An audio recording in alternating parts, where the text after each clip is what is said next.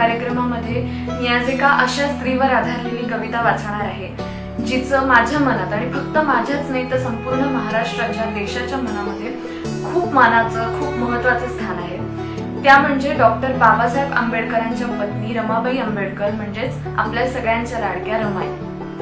रमाईंचं पात्र जेव्हा मी साकारायला घेतलं तेव्हा मी योगीराज बागुल यांचं प्रिय रामू नावाचं एक पुस्तक वाचलं आणि त्यातून मला त्यांच्याविषयी माहीत नसणारी बरीच माहिती कळाली आणि फक्त त्यांच्या आयुष्यातल्या घटनाच नाही तर त्यांनी कशा पद्धतीने सामना केला हे कळालं। आणि मी अजून एक कविता वाचणार आहे जी लिहिलेली आहे नामदेव ढसाळ यांनी।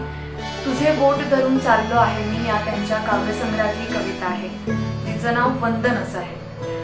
आज आपण एका वेगळ्याच व्हायरसचा सामना करत आहोत, वेगळ्याच रोगाचा सामना करत आहोत आणि आपल्याला जरी माहिती असली त्याविषयी तरी कुठेतरी एक भीतीचं वातावरण आहे। आपल्याला विश्वासाची गरज आहे की आपण या सगळ्यातून बाहेर पडणार आहोत, आपल्याला इन्स्पिरेशनची गरज आहे आणि मला असं वाटतं रमाई किंवा त्यांच्यावर आधारलेलं कुठलंही साहित्य हे सगळ्यांसाठीच एक स्फूर्तीस्थान आहे। तर आता आपण जास्त वाट न बघता त्यांची कविता वाचू।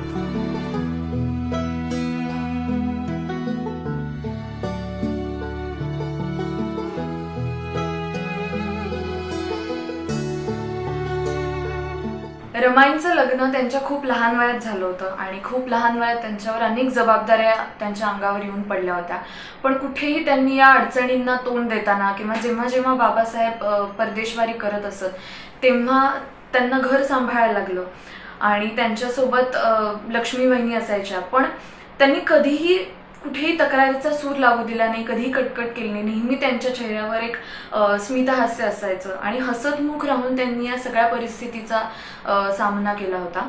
प्रिय रामू हे जे पुस्तक आहे योगीराज बागुलांचं, यामध्ये त्यांनी खूप छान पद्धतीने त्यांच्या स्वभावाचं वर्णन केलेलं आहे।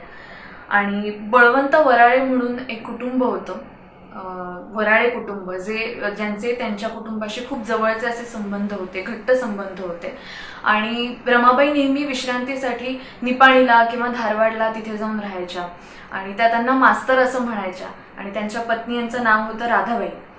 तर त्यांनी एक वसतिगृह तिथे मुलांसाठी सुरू केलं होतं आणि वसतिगृहातल्या मुलांबरोबर सुद्धा रमाईंचे इतके आपुलकीचे संबंध होते, त्यांना त्यांच्याविषयी इतकं प्रेम वाटायचं, इतका जिव्हाळा होता की त्यांना एके दिवशी असं लक्षात आलं की वसतिगृहातल्या मुलांना खाण्यापिण्याची सोय त्यांची नीट होऊ शकत नाहीये, पैशाची कुठेतरी कमतरता आहे आणि त्यानंतर त्यांच्यामध्ये आणि वराळे मामांमध्ये जो संवाद झाला त्याविषयी या पुस्तकामध्ये लिहिलेला एक प्रसंग आहे, तो मी वाचते।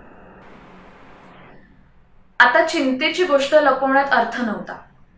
राधाबाई आईसाहेबांना म्हणाल्या, आईसाहेब म्हणजे रमाई, आईसाहेब बोर्डिंगच्या मुलांचं रेशन संपलंय, संध्याकाळी त्यांच्या पोटात काय घालावं या काळजीत येते। तितक्यात बळवंतराव बाहेरून घरात आले। आईसाहेबांनी ताबडतोब जवळच्या मोजक्या पैशातून 100ची नोट काढली आणि बळवंतरावांना म्हणाल्या, मास्तर निराश व्हायचं काहीही कारण नाही, हे पैसे घ्या आणि लेकरांच्या जेवणाची सोय करा। यानंतरही काही सोय होत नसेल तर माझ्याजवळ असलेले दागिने आपण कुठेतरी गहाण ठेवू, तुम्हाला हवे असलेले पैसे काढू, इलायतीहून साहेब आल्यानंतर घेतील दागिने सोडून। आई साहेबांनी जवळच्या ट्रंकेमधून दागिन्यांचा डबा काढला आणि बळवंतरावांसमोर ठेवला। आईसाहेबांच्या बोलण्यानं बळवंतरावांच्या आणि राधाबाईंच्या डोळ्यात अश्रू आले। ते दोघेही चकित होऊन एकमेकांकडे पाहू लागले, त्यांची उरे भरून आली, मने सदगीत झाली। मातृत्व यापेक्षा वेगळं काय असतं? आई साहेबांनी 4 दिवसांत सर्वांची मने जिंकून घेतली होती। नामदेव ढसाळांची जी कविता आहे, वंदन नाव आहे या कवितेचं आणि ती रमाईंवर आधारलेली कविता आहे, मी सांगितलं त्याप्रमाणे। त्या कवितेमध्ये त्यांच्या व्यक्तिमत्वाच्या सगळ्या पैलूंबद्दल त्यांनी लिहिलेलं आहे, म्हणजे असा एकही पैलू नाही की ज्याबद्दल त्यामध्ये लिहिलं गेलेलं नाहीये। आणि जर रमाईंना समजून घ्यायचं असेल तर ही कविता वाचणं, ती कविता समजून घेणं हे खूप गरजेचं आहे असं मला वाटतं। राजमाचीच्या घोड्यांवर सर्वच सवाशिणी बसतात, राजमाचीच्या घोड्यांवर सर्वच सवाशिणी बसतात, आपल्या त्यागाची बनारसी लुगडी वाळवत। त्यानं कधी कुणाला खाऊ घातलंय का साधं दुःखाचं चिरगुट सुद्धा? वाफेच्या इंजिनावरची चाकं फिरतात गोल गोल पुढं पुढं, माणसाचे शापग्रस्त आरसे होतात पुन्हा आरसपान. आज तुझा अडगळीतला फोटो माझ्या आठवणीत. मरणानंतरही मरणे मेल्यावर तो कोण घेईल हिरावून माझ्याकडून.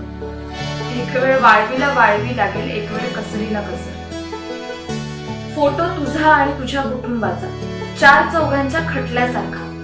त्यात सर्वच आहेत. तू, तुझ्या नणंदा, जावा, दीर, लष्करातले मामंजी, पोरबाळ, साहेब आणि टॉबी, निखळ कॅन्टोन्मेंट, पाठीमागे झाडा झुडपांचं ग्राउंड.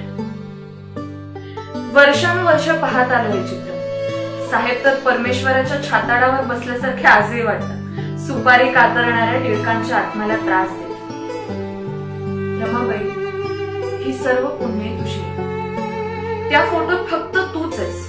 तुझे चरित्र, तुझ्या खस्ता, तुझे अश्रू, तुझे उसासे, तुझे शहाणपण, तुझ्या डोळ्यातले आदी अंताला स्पर्श करणारे कारुण्य, तुझ्या डोळ्यातली ती निष्ठेची काळीशार खूप, तुझ्या चेहऱ्यावरले ते प्रासादिक अवदासिन्य, कृष्ण हाताच्या चटक्यांच्या कहाण्या सांगणाऱ्या बांगड्या.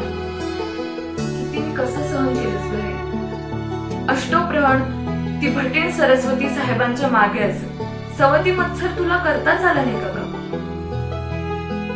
पैस पाठीवर घेऊन पोरक्या ज्ञानेश्वरानं अमृताशी पैजा जिंकला. पैस पाठीवर घेऊन पोरक्या ज्ञानेश्वराने अमृताशी पैजा जिंकल्या. साहेबांच्या पाठीशी पैस होऊन तू गुलामांच्या उद्धाराच्या ज्ञानेश्वरीची पहिली ओळ लिहायला मदत केलीस. दबक चाळीतल्या राजहंसांना दगडी कोळशांच्या धुराची तू लागू दिली नाहीस झड. दबक चाळीतल्या राजहंसांना दगडी कोळशांच्या धुराची तू लागू दिली नाहीस झड. भांड्याला लागणारी भांडी, डोक्यानं फुटणारी डोकी, पटकी, सटवी तू चंदनाचं मूल्य केलंस का. तुझ्या मुक्या मनाची गाणी कलगीचा घोडा या कलयुगात घेऊन फिरतो आहे मराठी भाषेची ऐसी तैसी करत. हे बहिणाबाईच्या बहिणाई, मरण्यापूर्वी एकदा तरी तुझे त्यागाचे गाणे ऐकवशील काय. या रांडाव मराठी भाषेला पुन्हा संभाषण होताना पाहायचंय मला.